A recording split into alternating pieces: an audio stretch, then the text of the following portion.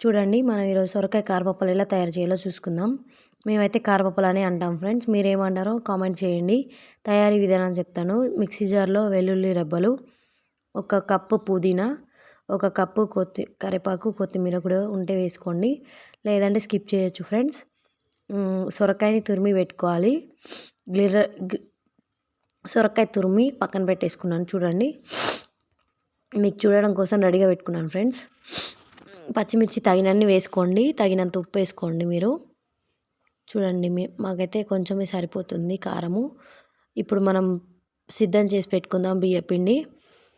సిద్ధం చేసి పెట్టుకున్న బియ్యపిండిలో 1 స్పూన్ పసుపు, 2 టీ స్పూన్ల తెల్ల నువ్వులు, 2 టేబుల్ స్పూన్ల జీలకర్ర వేసేసి ఇప్పుడు తురిమిన సొరకాయ తురుమంతా బియ్యపిండిలో కలపండి.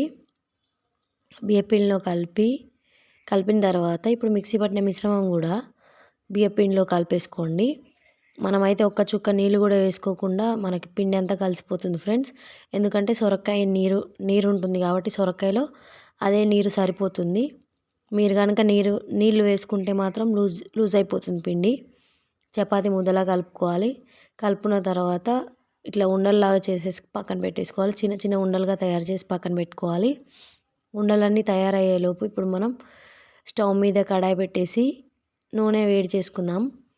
నూనె వేడి అయ్యాక ఒక ఆయిల్ ప్యాకెట్ మధ్యలో కట్ చేసేసి, పూరి ప్రెస్ లేని వాళ్ళు ఇలా చేసుకోండి.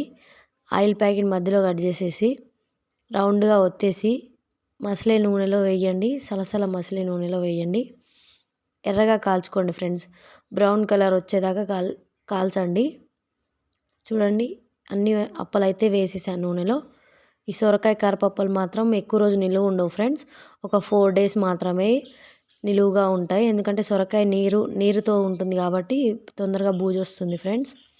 కాబట్టి మీరు కూడా ట్రై చేయండి ఒకసారి. నచ్చిన వాళ్ళు లైక్ చేయండి, షేర్ చేయండి, సబ్స్క్రైబ్ చేయండి.